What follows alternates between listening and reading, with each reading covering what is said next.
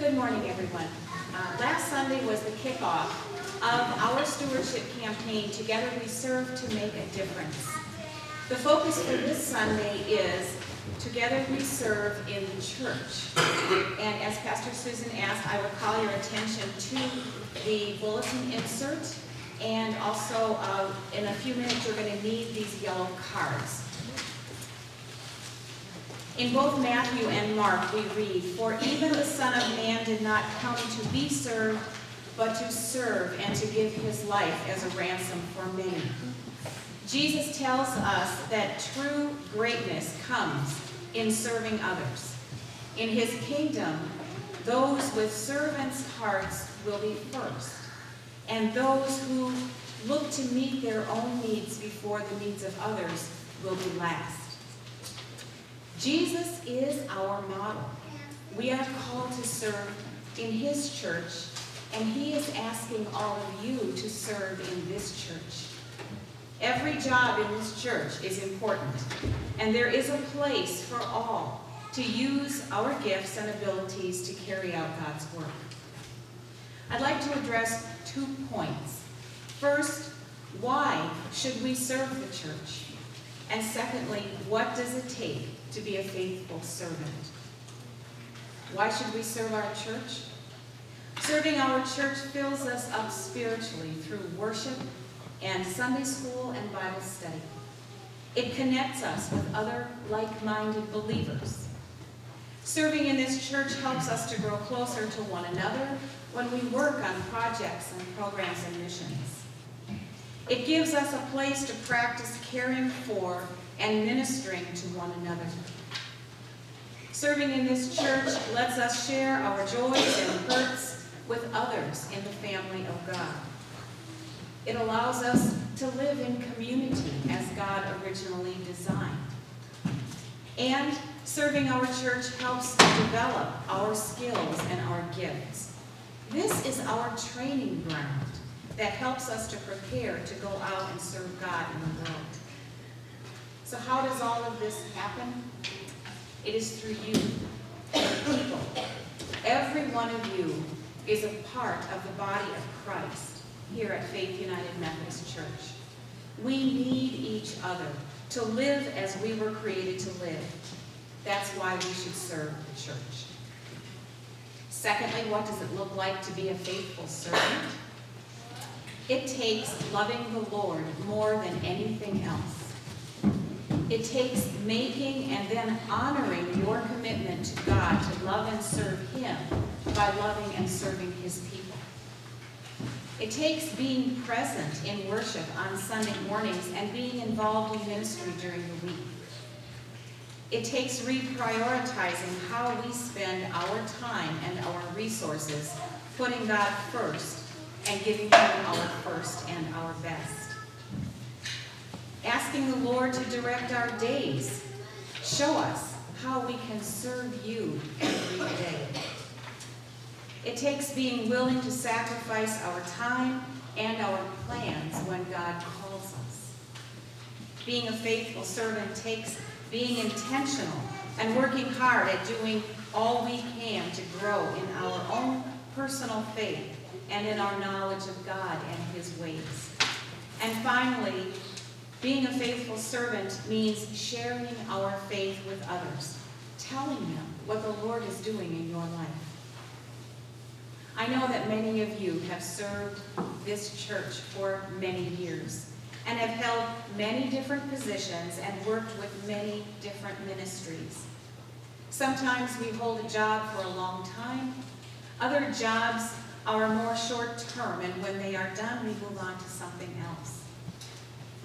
Perhaps some of you haven't become involved yet. To you, I would say, we need you. If you are not involved, other than coming to Sunday morning worship, then we need you. The Lord calls all of us to serve no matter how busy we are, and he wants us to put him first and to make time for him. Now, speaking of time, I'd like all of us to consider tithing our time. We often hear about tithing our income, but have you ever thought about tithing your time? Jesus wants to be Lord over every area of our lives, not just our money. He wants to be Lord over our families, over our work, over our play, our relationships, and yes, even over our time. So what if we tithe our time? Allowing 8 hours of sleep each night, that leaves 16 hours a day. What if we gave the Lord 10% of that 16 hours? That would be just over an hour and a half every day that we would give to the Lord. Now, if you take off 1 week for your Sabbath, that leaves 6 days a week at an hour and a half a day, or about 9 hours a week that belong to the Lord. How will we serve Him 9 hours a week in our church, in our homes, in our community, in our workplace, and the world? Think about it. Jesus did not come into the world to be served, but to serve. Sometimes people do come to church to be served, and that's a good thing, because we all need to be spiritually fed, to be taught and prepared to carry out God's work. However, after we've been served, the next step is to begin serving. Are there times when we take being served for granted? There are lots of jobs that need to be done each week in order for you to be served here at church. Worship and ministry don't just happen without servants behind the scenes. Fellowship and Sunday school and Bible studies and building maintenance just don't happen without volunteers giving of their time.